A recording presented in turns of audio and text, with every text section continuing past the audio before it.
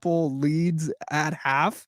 I cashed on both of them. So every time Brooklyn had the lead, you were able to now get, you know, either Sixers plus points or Sixers money line for plus, 105, 150, I think. And each time I knew that they were going to come back. It was almost like they were playing with their food, in my humble opinion.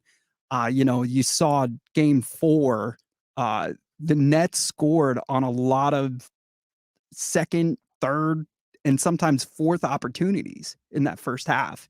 And all of a sudden, those opportunities went away in the second half. And the Sixers, of course, with the inevitable sweep in Brooklyn. Yeah, I think Brooklyn played well in that game. Nick Claxton was the big one because he was playing extremely well, and then he got fouled out. So it just Brooklyn was trying to play physical. Brooklyn was trying to get under the Sixers' skin. It worked to a certain extent because Joel Embiid wasn't himself. And, of course, the injury didn't help. But at the end of the day, talent was just too much, and Tyrese Maxey's talent took over at the end of the game, even without James Harden, and they still won. So, yeah, it's Brooklyn gave them their best shot. I mean, I thought that was going to be the toughest game. It ended up being the toughest game.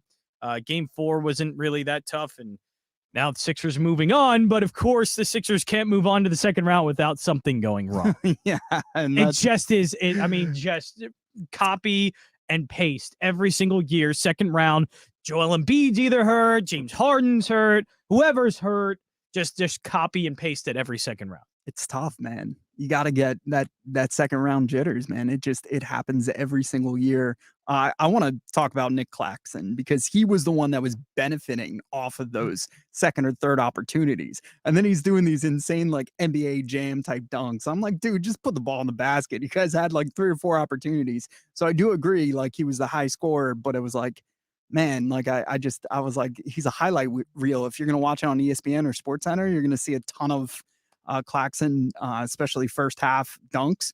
And I was just like, dude, like this is the third attempt. Dude, let's just get it in the hole this time. So, yeah, that series was, dude, I've never, ever was a part or watched a basketball game that was as fun as what we did at the Bankroll. Like I've never experienced that in an NBA game. So it was pretty dope for me. I was driving down to the studio and I was cold.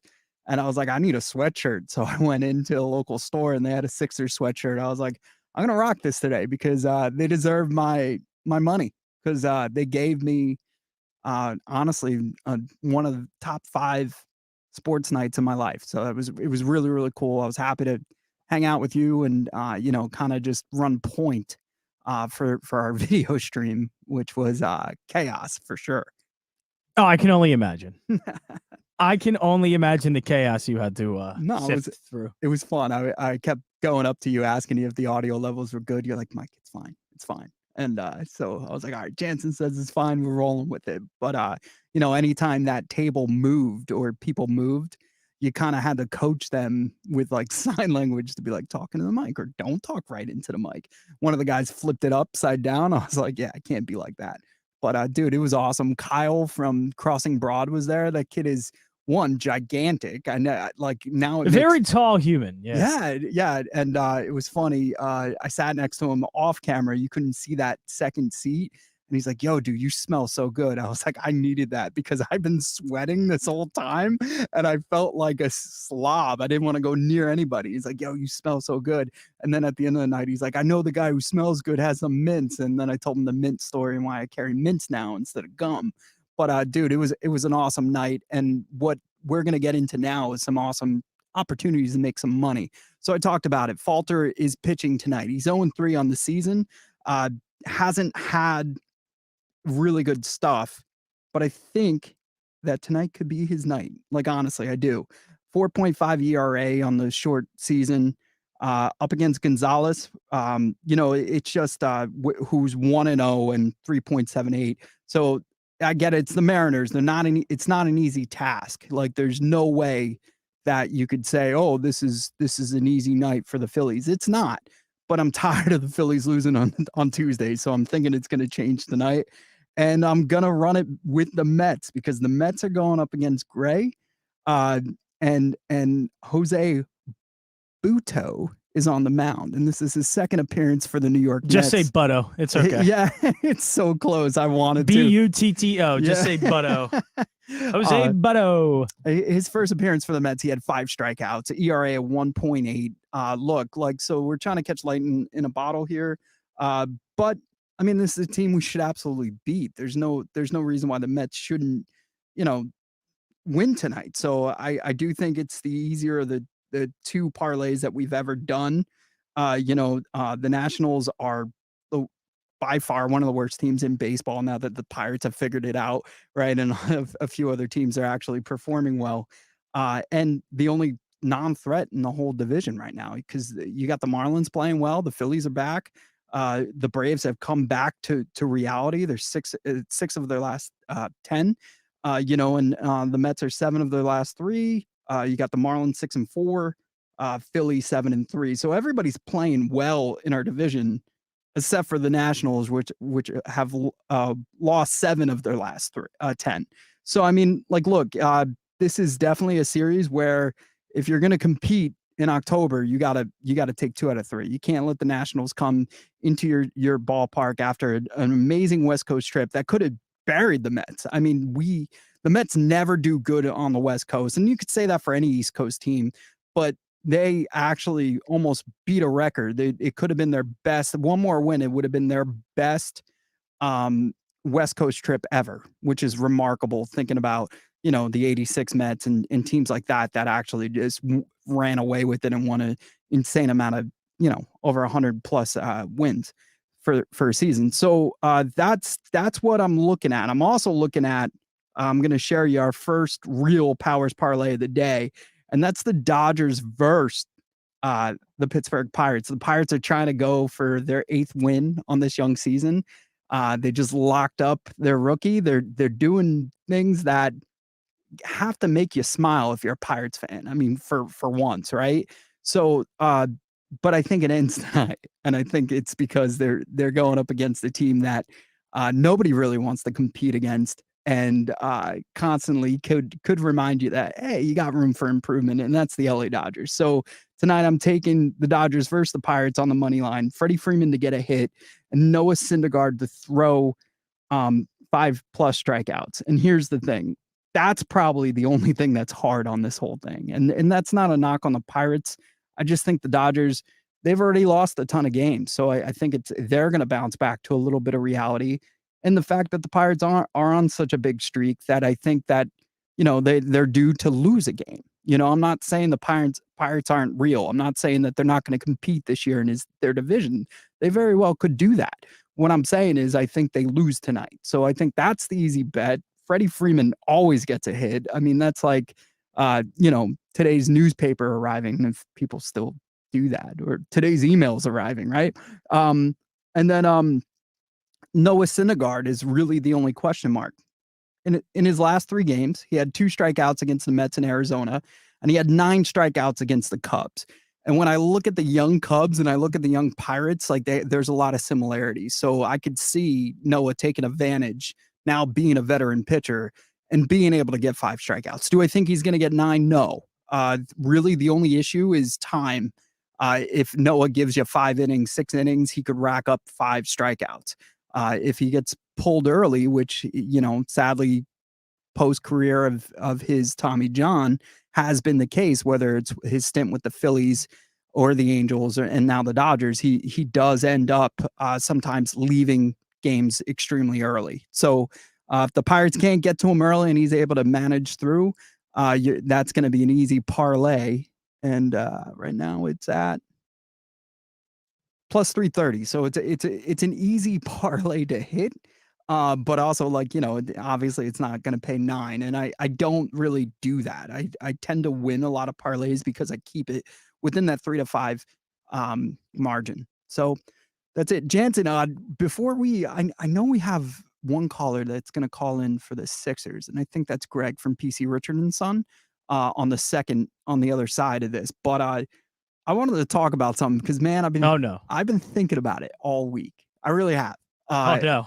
And it's something that involves me. That's not good. It does. We mentioned, our love for fast food. We shared our feelings towards Wawa, our feelings towards McDonald's.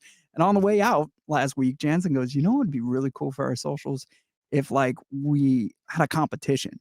And not to put words in your mouth, but you said like, we put a dollar amount and we go to as fast foods on the TVs here. I think that's Arby's or something, right? Yeah, that would have to be a high dollar amount yeah. to find any value in Arby's. It's a very expensive fast food chain. I don't really go to Arby's that much, even though I think it's one of the better tasting ones. That's fair. Their curly fries are great. I feel like nobody goes to Arby's. Like I no, actually, they're too expensive. Yeah. I don't want to spend that much money on fast food. I don't care how many meats they have. All right, the meats are too expensive. I don't want it. Also, they can't be getting a return on their investment because you see their commercials as much as any other fast food place, but you don't see the volume. Like you don't see like, you could see McDonald's bags in every trash can probably in America, which is disgusting to think about, but it's the truth, right? Same thing with Taco Bell, same thing with, maybe Wendy's also ROI is I can't believe Burger King's still around. Dude, it's nuts, right? So I don't see anybody at a Burger King. Yeah, I don't know. I had to get it once and their app is actually pretty good. Like I think T-Mobile had a thing where you got like a free $10 gift card to like Burger King and my whole store did it. And they're like, yo, you got to do it. You got to do it. And the delivery service was actually really good. But then I was like, oh, this is terrible. Like Whoppers used to hit, they were decent. It was like the Big Mac or the Whopper. Both taste great. I didn't like the onions on a Whopper. But other than that, I could rock a Whopper. Like I thought it was good stuff. Their fries have always been mediocre. Their onion rings are good. But and fries also, are terrible. Yeah, but their ice cream always worked. Just so you know. That's because nobody gets their ice cream. That's fair. That's fair. I just, wanted to throw that zinger out. So Jansen and I had this idea that we should like pick a dollar amount, and I'm thinking like $12 for the first one, and we kind of that's a high number. I can work well within those means. Yeah, I think we could go a little bit lower. Okay, I did. So I've recently. Did I say I got the biggie bag from Wendy's recently? You did. Yeah. Okay, that was not great. That was not a great value. Yeah, I hate their chicken nuggets, man. They're stale. They're better than Burger King's though. Burger King's are by far the worst chicken nugget I have had at a fast food chain. And McDonald's chicken nugget isn't like a real chicken nugget either. No, like it's like this, but it's good though. It's great. I'll give you. It's good. And their sauces. And they have a bunch of sauces. Sauces really. Yeah. The only good thing about Wendy's, they had. So I asked for a buffalo sauce, and I guess I don't know if they had buffalo sauce or not. I'm assuming they didn't because what they gave me was called a ghost pepper sauce. And it was like a ghost pepper ranch. So it's a little bit spicy, not as spicy as I wanted it to be, but a little bit spicy, and it was ranch. So that I thought was actually the only redeeming quality of getting a chicken nugget. That's intriguing. Yeah, it was pretty good. That's really good, actually. It's honestly all about the sauces. It is. For a chicken nugget. You could eat anything, like, as long as it's dressed nicely or yeah, I agree with that. So look, so or we could do like $12 and then like you get a point for every dollar below. Like, or do you want to do $8 the first round? It's got to be, $8 is good. Got to be under $8. So the game is, it's got to be under $8, and we get what we think is the best value for $8 or under at whatever fast food restaurant, and then we would have the people vote on which one they thought was more valuable. Yeah. So then we'll videotape it, put it on socials, and you can vote. So that's what we're gonna do. By next Tuesday, we'll have our video. I always think the mistake is people just get meals at like these fast food restaurants. Mistake. That's a huge mistake because all you're gonna get is like so it helps that you get the fries, but I always feel like the meal is a bit too much for whatever burger and fries. That's fair. So you got to stick with value menus, and you got to find the right combinations that work well. Like a 4-piece nugget, a double cheeseburger, and a small fry. Like I think that is an epic meal, in my opinion. Yeah, so the 20-piece chicken McNugget's like $5 or $6, and I say you get like a McChicken, and bam, you got about like $8 worth of stuff there. It probably goes a little bit over, but that's a lot of food. It is a lot of food. It's a ton of food. Yeah, and that's the 20-piece is actually one of the better values. I think by far. Yeah, it's nuts, man. Because you can get different sauces, and that'll be the different flavors. I know it's 20-piece chicken nuggets. That's a lot of chicken nuggets, and all you're eating is chicken nuggets. But you get different sauces, and that's where you get the flavor. Yeah. Just to get off food real quick. We should Oakland. probably do that. Yeah. Have you looked into anything going on in Oakland right now with the mayor? It's not going well. Oh, wait. and, I thought you meant like, just the baseball team doing very poorly. They're terrible. Yeah, no, I've seen that. But there's reports now that they're shopping and they're looking at Vegas. The mayor's like, we're not going to get into a bidding war. Oakland mayor, she's not happy that they're threatening to leave. And but the words used from the fan base and even the government officials there is anger and shock. Like, are you shocked by this at all? Like, are you kidding me? They've had like, how old is Moneyball now? 10 years old? It's very old. Yes. I think it was early 2000s where they really started it. So it's we're going about 20 years. I'm talking about the movie. Because that created awareness. The movie, it was the book, and then that goes further back. Yeah, the book is way early. Right. So Moneyball itself started in like 2003, 2004, and I think the book, because I read it, I want to say it was. I can look it up, but I want to say it was a little bit before 2010, which is a whole different thing than the movie. The movie is great, but Moneyball will actually teach you how this whole. Oh no, it was originally published in 2003. Yeah. So 03, and then the movie was like what 10. 2010? Yeah, 2010. So we're talking about legit 25 years, right? Or 20 years of the world knowing that stadium is trash. 20 years. Oakland A's played in a bad ballpark. And now Oakland officials are in shock and anger. Like, the minute I saw that headline, I was like, I don't have to read anymore. And then I saw her on the news and she's mad and she's like, we're not going to get into a debate or we're not, going to let Vegas make our decisions or quickly make a decision either way based off of that. And I was just like, this is nuts. Like, you're shocked. Like, nobody's shocked by this. Your ballpark's disgusting. Like, it shouldn't even be allowed. You got minor league teams. We covered it on this show. Minor league teams are outperforming Oakland's attendance. That's insane. That's insane. Like, they should go to Vegas. They deserve a city where, fans will go. I will go to Oakland, an A's game. Also, they should call it like the Aces, like Vegas Aces. They should change. Well, there is. Well, no. I just there is. Yeah, the Vegas Aces. Yeah. And I think they stocked up this year. They're actually. But either way, then just change the A to look like a card A.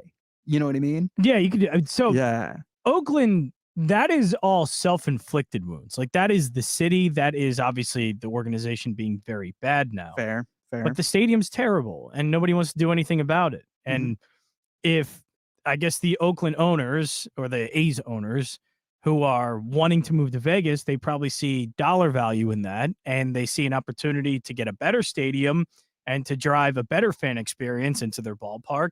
And I'm all for it, because if Oakland and the A's front office and ownership can't get along and can't figure something out, then just don't. There's no reason to stay there, because the fan experience is terrible in Oakland. Yeah, it's one of the worst stadiums in all of baseball. It might be the worst stadium in all of baseball. Corey, I think, was in San Fran, and there wasn't a game. So then he looked up Oakland, and he's like, it was an hour drive or so, or maybe a little bit more. And then he's like, nah, I'm not going to go. Nope. Like, that's how bad it is. That's how bad it is. It's just, it is what it is.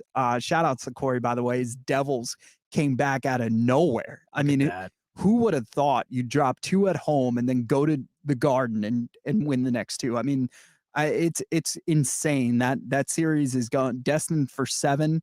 It's pretty much a coin flip now. I think it is advantage Devils. I do believe they're the better team, all-around team. Like I said, Rangers have some amazing talent, probably in a lot of positions the best talent, but all around Devils are an amazing team. And you saw it last night.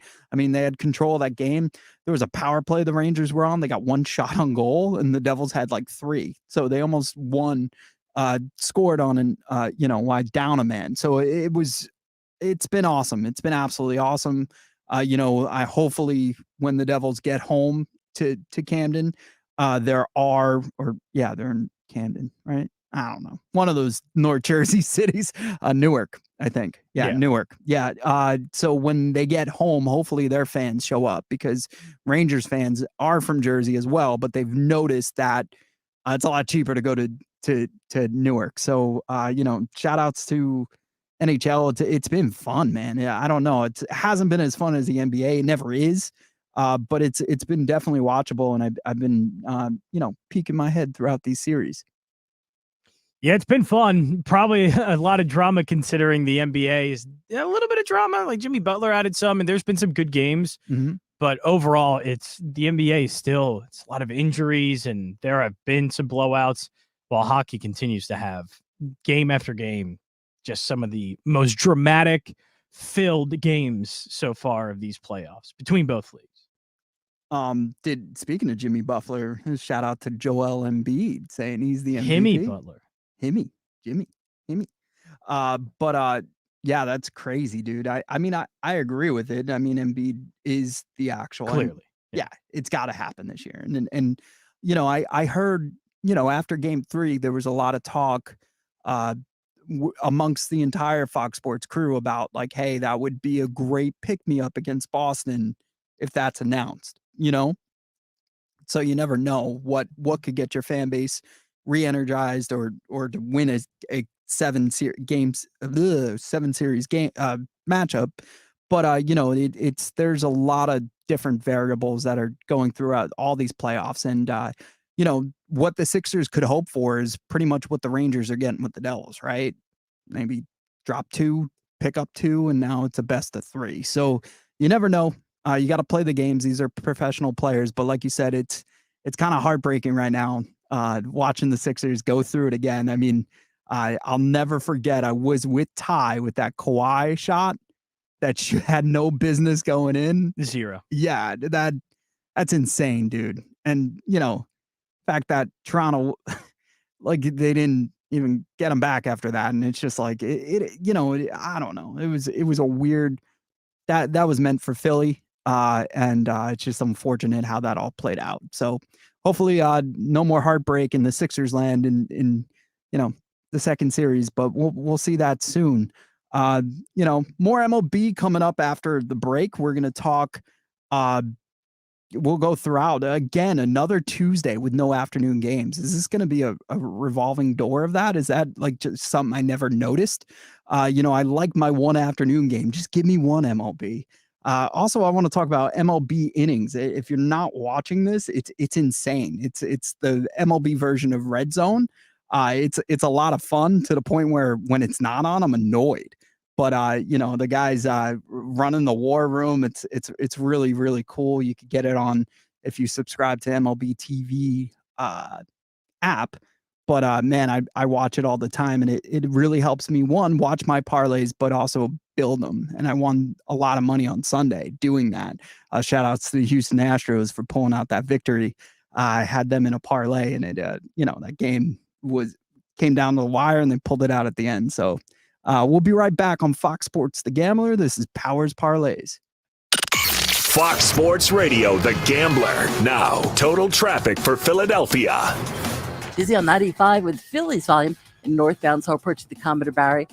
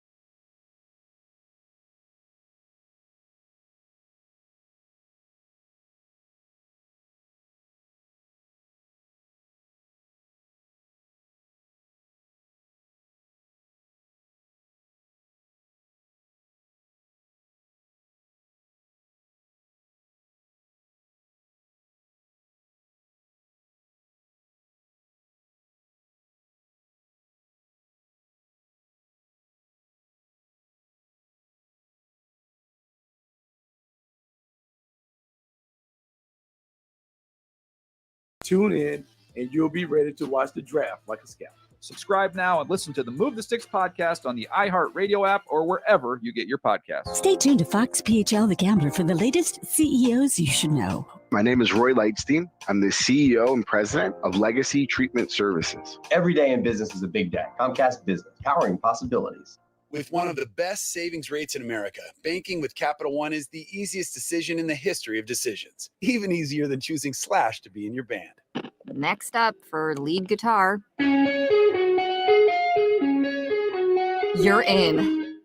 Cool. Yep, even easier than that. And with no fees or minimums on checking and savings accounts, is it even a decision? That's banking reimagined. What's in your wallet? Terms apply. See CapitalOne.com/bank for details. Capital One N.A. member FDIC. Whether you own a local business or a global one, you know that these days, generating growth is a challenge. By teaming with Bank of America, you'll not just stay ahead of the curve, you'll move it. With access to experts, award-winning insights, and business solutions so powerful, you'll make every move matter, locally and globally. Visit bankofamerica.com/banking for business to learn more. What would you like the power to do? Copyright 2023 Bank of America, N.A. Getting you ready for all of the weekend's action. It's sports here, there, and everywhere with Dick Girardi and Mike Kern live from the Parks Casino Sportsbook. I am so sick of these announcers going, oh my God, PJ Tucker, he changed everything. Here's the reason PJ Tucker got a lot of offensive rebounds. Nobody is guarding him. It's 4-on-5. Nobody's blocking him out because nobody's guarding him. So he gets 4 or 5 offensive rebounds, keeps possessions alive, right? And they go, and Doc Rivers says he won the game. No, he didn't. He almost lost the game. He can't play offense. His shot is a joke. Whenever he makes it, it's a mistake. Except against the Celtics. Right. He can't make a layup. And I'm telling you, when he gets it, when they get it against the Celtics and he's got to guard somebody, he is going to get totally exposed. I think he's the biggest fraud in recent memory in this town, and He's becoming If you're listening to this, your weekend is already a winner. It's sports here, there, and everywhere with Dick Girardi and Mike Kerr, live from the Parks Casino Sportsbook. Hey man, you all right? Need me to call 911? No, call Top Dog Law. Get top dollar for your accident at topdoglaw.com. Once again, that's topdoglaw.com.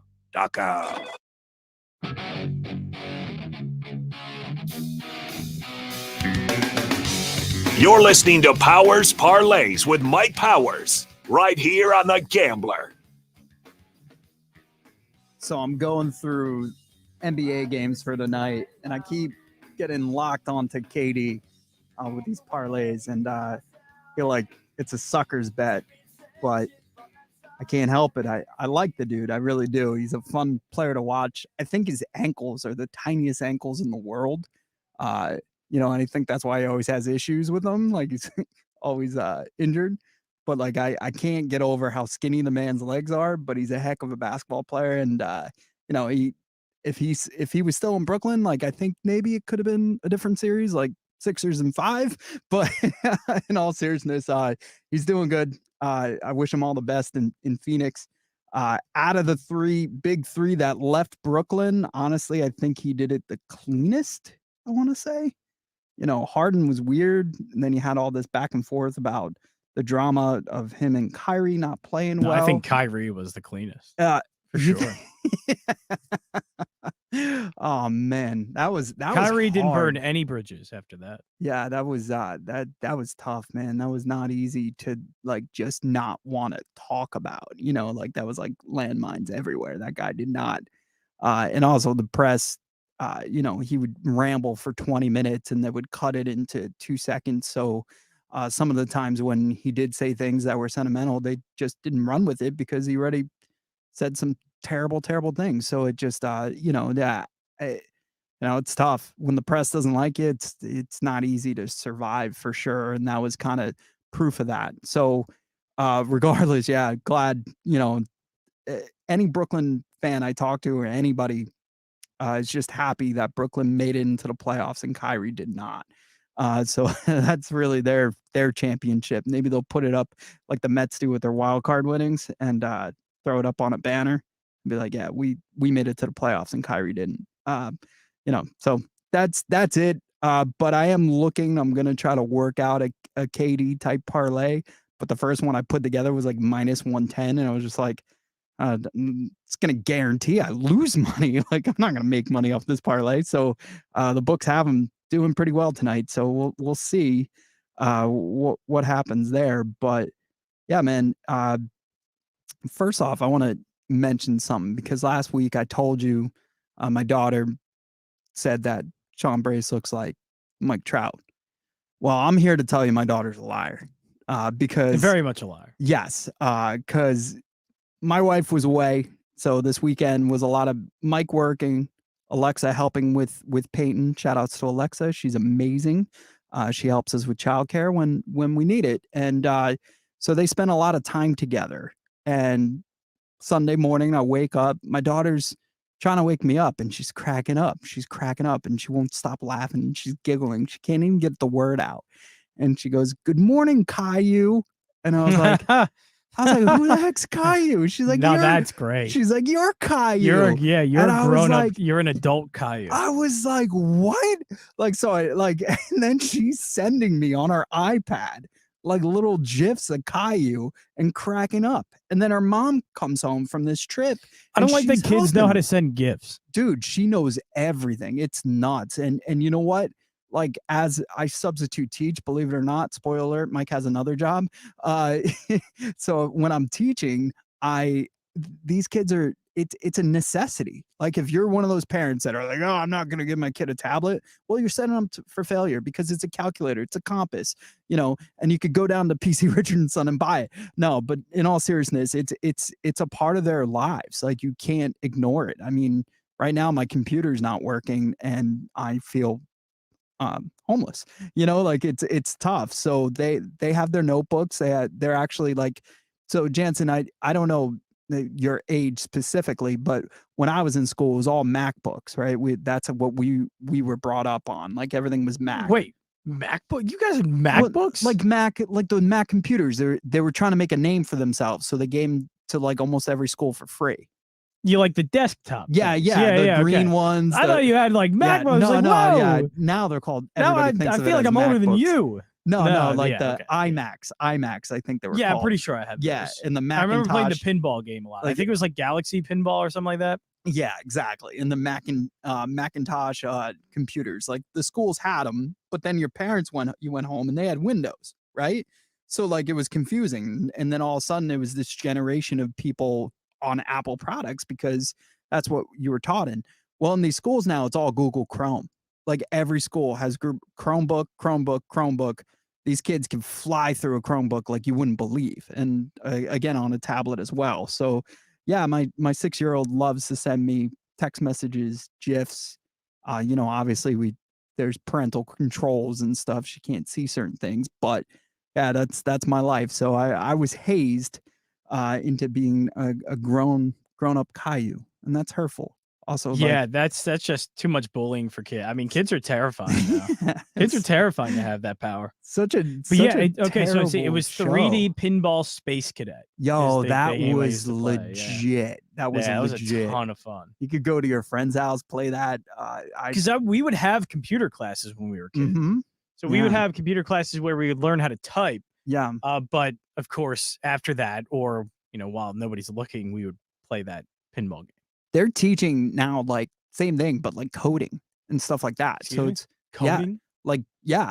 So their computer class, like I did that in high school. It's basic, but it's like I did web design. I think it was like a web design class. Right. No, it's like basic coding, but yeah, I've witnessed it when I'm in the elementary schools, and I can't believe it. But they simplify it down to like the way you would with a math equation, and I think that's really cool. And they're trying to set up the kids, for success, especially the ones that like that. But yeah, man, that was my weekend, and on top of winning some money, I mean, like I said earlier, the Astros were probably my biggest play of the weekend. Also, the Sixers at halftime, like you can almost guarantee it. It was ridiculous. That was the easiest amount of money I've ever made in my gambling career. And unfortunately, I lost money on the Mets, and it was in the weirdest way possible. So I had Mets are gonna Met. Yeah, well, we lost. They lost. The Mets lost on Sunday, but I didn't pick him to win or lose. I picked for Francisco Alvarez to hit a home run. And he did. But he didn't start the game. So the bet was voided. And I have a little beef with DraftKings about that because, like, one, you want to avoid the bet, that's cool. Sometimes they do it and it's always advantage better, I want to say. You know, when it's like somebody gets injured or something like that. I've seen some awesome voided out bets, which I have appreciated. Even the fact that, like, in a parlay, like on an NFL parlay, specifically, if it goes into overtime, they'll void that part of the parlay, you know? So in certain circumstances, but it's happened to me where I was like, oh man, I can't believe this happened, or it was a tie game. That's what it was. It ended in overtime as a tie, and they just voided that part out. And I was like, dude, that's awesome. So I still won what would have been the odds of the other 3 legs or 2 legs or whatever it was.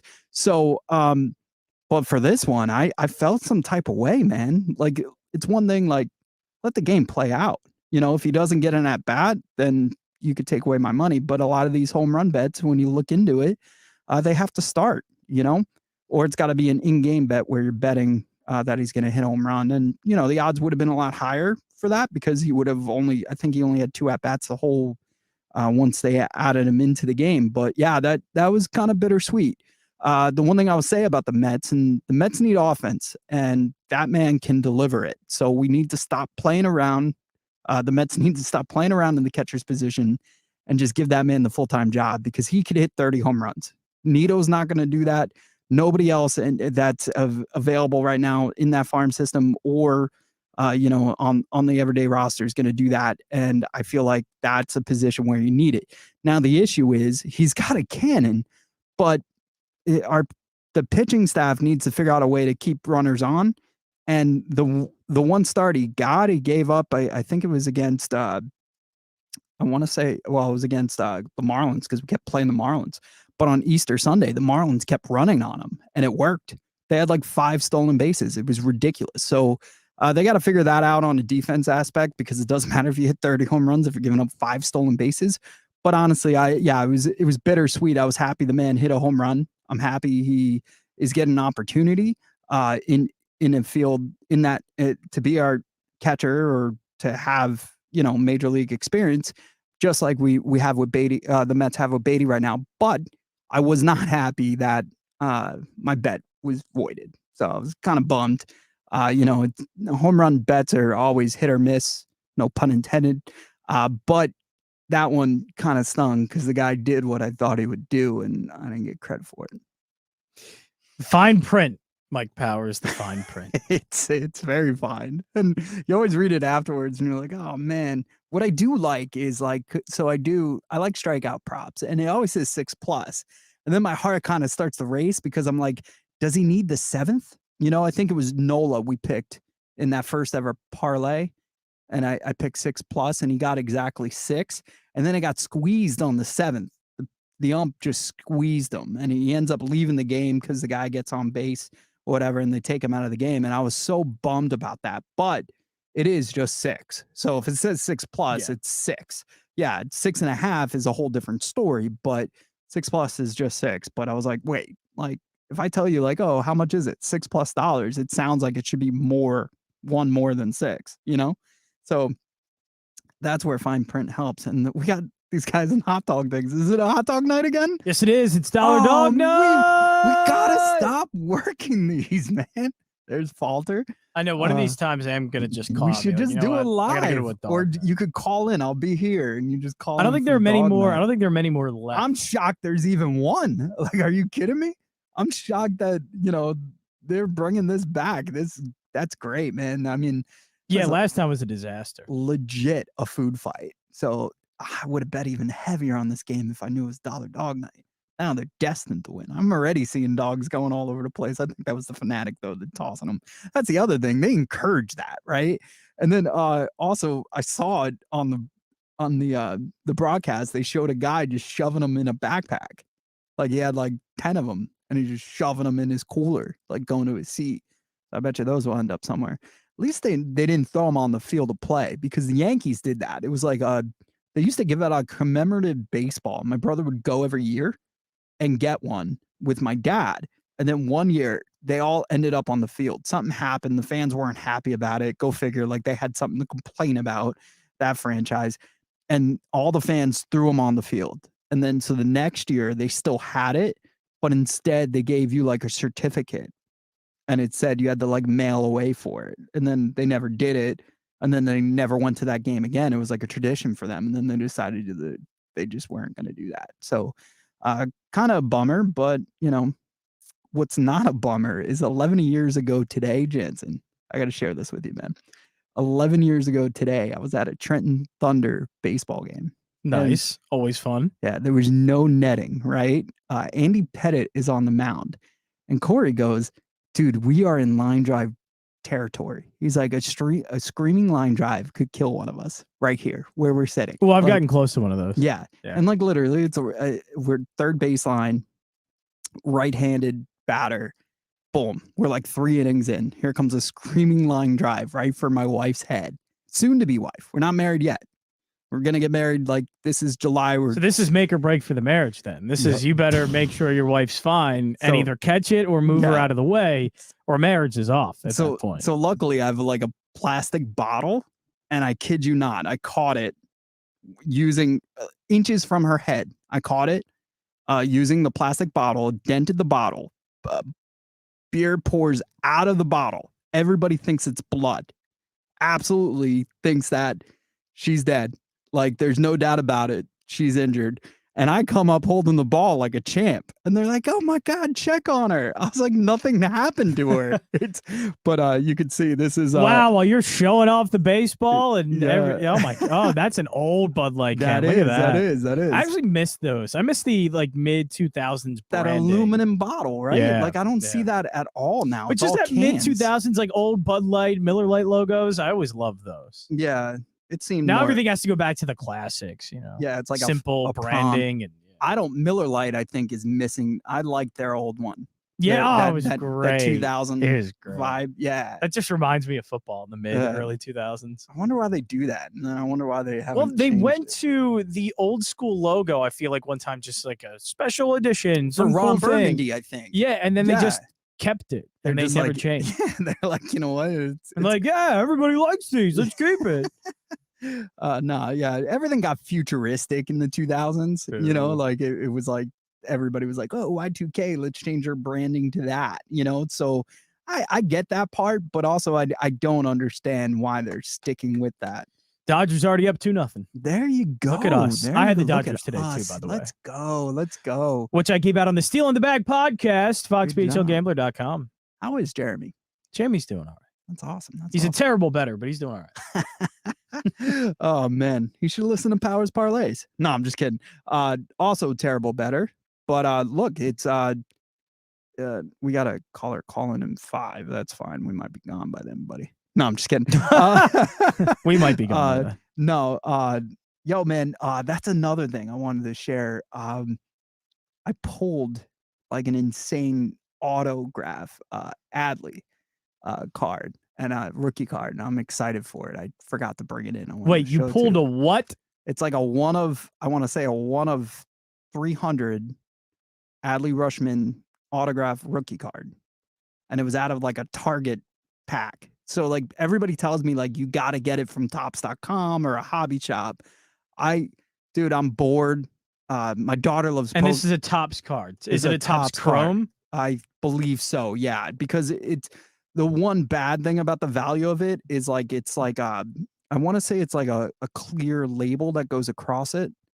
Like so obviously he signed it and then they like slapped the sticker on the card. You see what I'm saying? But it is his actual autograph. And I quickly but I'm looking for somebody to like, I have this card, I have another card that I kind of want to get, like, you know how they put them in those, I don't even know, like they verify them and tell you how they're rating and stuff. They rate them and put them like in a, yeah, I want to get that done. But I was excited, dude. And my daughter like is really good with Pokemon cards. She loves them. She loves Pokemon cards. And she pulled like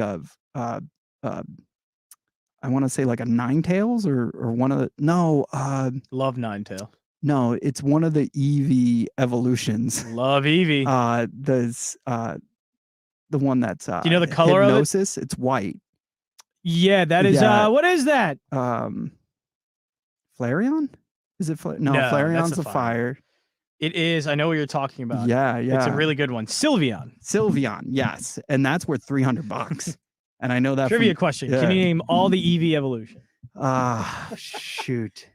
Vaporeon? Yeah, I'll give you that. Vaporeon. You got that Flareon. one. Remember, I can't pronounce Yeah, you can anything. do the I'm an idiot. easy ones. Vaporeon, Flareon. And electric is what is the electric? Come on, you got it. I don't.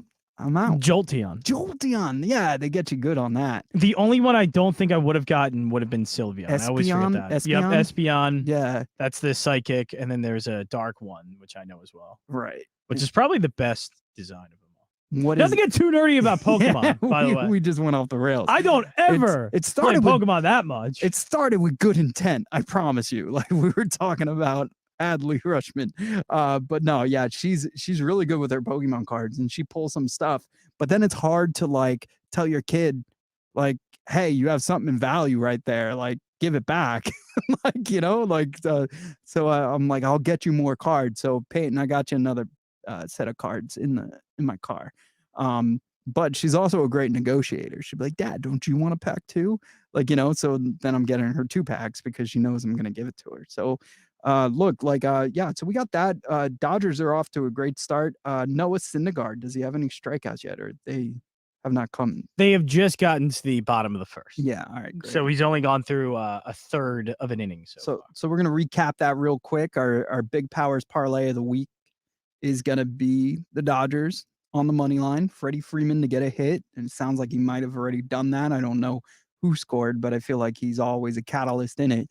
Noah Syndergaard strikeouts. Freddie Freeman walked. He has a run and he walked, but no Run hit. and a walk. All Actually, there was only 1 hit in that inning. Jeez Louise. So the Pirates gonna pirate. No, I'm just kidding. My dad was a huge Pirates fan. He actually worked for the owners of the Pirates, and he had, when they won the World Series, he got cufflinks, and I think I have them, which is cool. Like he didn't get a ring. He didn't get a ring, which is a bummer. Like I guess back then they didn't do that. Like it had to be 77, right? He was just cutting his teeth. He ended up working, he ended up working at somebody's asking me to talk about Aaron Rodgers. I don't want to talk about Aaron Rodgers. Like that's a Jets thing. I'll talk about the butt fumble. I think that was the best part of being a Jets fan, Pete.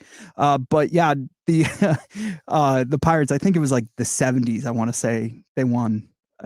77 comes to mind for some reason. But yeah, he got cufflinks, man. It was pretty cool. He graduated in 69, started working for them. They obviously, I think it was the same owners as the Steelers or whatever, ends up going to work for Goldman Sachs. But we have these world championship cufflinks.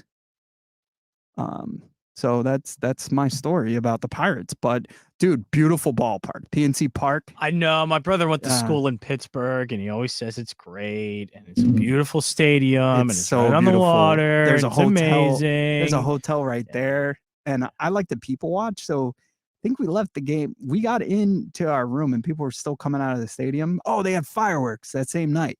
So we were like, "Yo, let's watch them from our room. Like, let's beat the traffic, the walking traffic." I think we actually ended up having a beer at the restaurant and then still went upstairs, watched all the fireworks. And then I was just people watching people leave the stadium. And it was like therapeutic too, like just watching people leave a stadium. And you get those same type of views at the casino down at Citizens Bank, which is kind of cool. Like, especially in the parking lot. I was in the parking lot and you could like just look right into the stadium, which is awesome. But it's a beautiful ballpark. But for my birthday, the Mets are going to be in Baltimore, and I'm thinking August 7th I might go down there and check it out because I do like Camden Yards. I had my bachelor party there But speaking of At birthdays, Camden Yards. yeah. Corey booked it. It was the Orioles versus the Yankees. Of course. Yeah. So look, I'll watch baseball. I don't care, man. And actually, Oh my no. He completely hijacked your bachelor party so he could do something he wanted to do. Yeah, it was pretty funny. Completely hijacked that. Invited a few people I didn't know really personally. Completely hijacked it. No, he spent a lot of money. I will say that. And some guys unfortunately didn't pay him back, so I do owe him.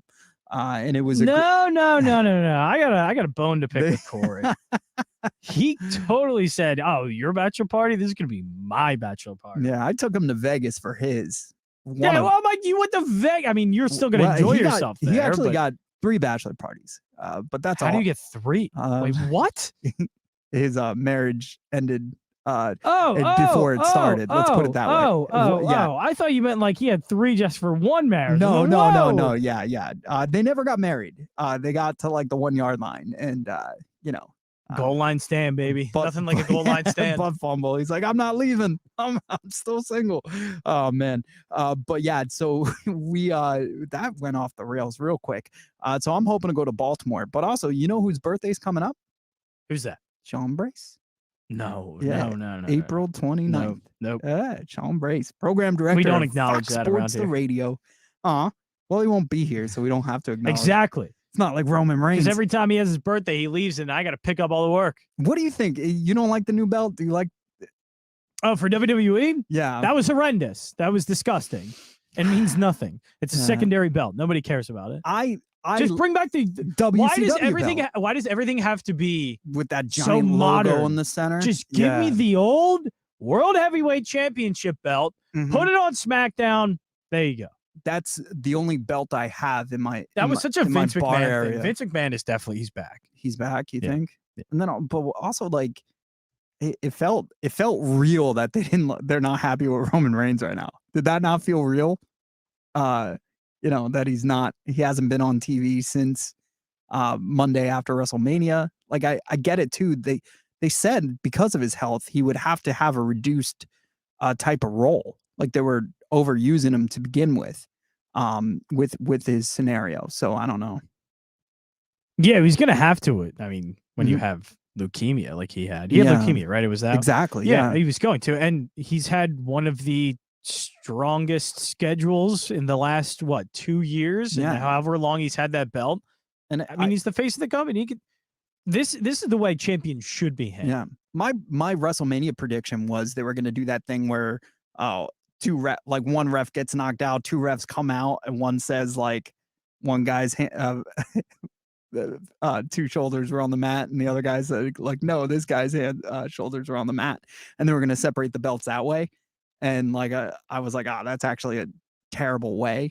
But I felt as though they had to separate those belts somehow, right? Because it was just weird coming out with the blue belt and coming out with the black belt and like acknowledge me. And same thing with the tag titles. Just make it one belt. Just make it one belt. And if you're gonna have 2 different essentially companies in the WWE, then fine, divide the belts. Like, but making one ultimate champion holding 2 belts was kind of lame to me. Syndergaard is Syndergaarding, by the way. No, in a good way? No, like bad old, way. bad way? No, like now Syndergaard. I mean, he's giving up a run. There's 2 outs, runners on first and second, but he's not doing no it. Strikeouts. I think he has 1 K. Okay. We also need the money line to hit. So we would need that. Yeah, that would be helpful. Don't worry, the Dodgers are going to hit plenty of runs. Yeah, dude, it's insane, man. Dodgers lineup has been A, very good this season. B, they just had a great series against the Cubs. They should be fine. All right, first inning. Yeah, I'm looking at this now.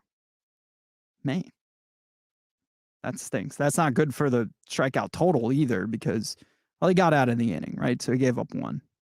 All right. I want a hot dog right now. Dude, no joke. Also, like, never mind. You want to go to the game? I would love to. Let's go. We might get there in about the 7th inning, but we'll get there. Easy pass. No, yeah, that's dude, they do it right, man. If you're gonna give away $1 hot dogs, you got to do it this way. And shout outs to that's a great hot dog too. Not a Nathan's hot dog that you could get in Brooklyn, but overrated. It's pretty close. Overrated. That's hurtful. That's hurtful, man. It's fine. That's like saying like cheesesteaks are overrated. Like, where'd you go? I Wawa? mean, kind of. Whatever, man. I'm gonna beat you in our little fast food competition. Roast pork sandwiches are better. I mean, I'm gonna start a campaign. Vote for Mike. Get paid for commercials all right, on the well, Gambler. now, this is just John Jansen knows nothing about fast food. This is collusion. I know nothing about fast food. I am fast food, Mike Powers. I am the fast food It's a hit king. piece. You're supposed to make up lies. That's how the government works. Yeah, So, but everybody will know you're lying. yeah, that's fine. They'll still vote. That's all I do is fast food. Every politicians lie. So if you're trying to, I sound if like a if you're terrible person. Right now. So Wow, good. John only eats fast food. Are we doing like the core four? Like for the first one, like it has to be those four guys. Are we doing like straight McDonald's? What are we doing? Oh, we got to do. Yeah, it's we got to find. So I guess $8 the first one. We got to do it with each fast food restaurant. So first, like McDonald's, and then we go to Okay. Wendy's. Wendy's gonna be tough. All right. Wendy's so, is kind of expensive. so we'll go with the clown Ronald, the first set. So Let's do it now. yeah.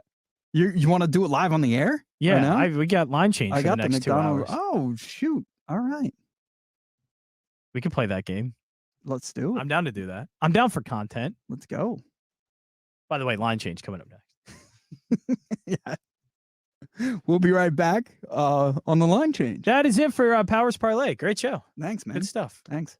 Line change coming up next. Getting you ready for all of the weekend's action. It's sports here, there, and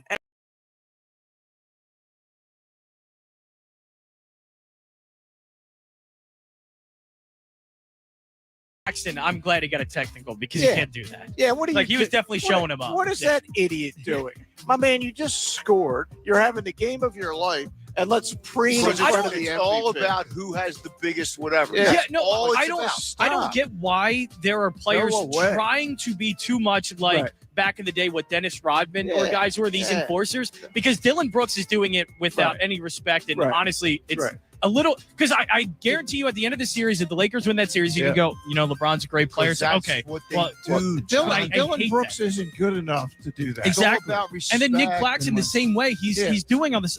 Why? Nick and it hurt his Claxton- team at the end. To be Right. honest. What are you? if you're listening to this, your weekend is already a winner. It's sports here, there, and everywhere with Dick Girardi and Mike Kerr, live from the Parks Casino Sportsbook. Eric was way behind on his taxes. I owed a lot of money to the IRS, almost $15,000. I tried to make payments. The IRS wasn't satisfied with Eric's efforts, so they came after him full force. They're coming to put a lien and a hold on all my income, my home, my car. I was just overwhelmed at what to do. Then Eric called Optima Tax Relief. When Optima Tax got involved, the calls would stop, the threats would stop. It was easy like 1, 2, 3. Optima Tax Relief is A+ rated by the Better Business Bureau, and their team of expert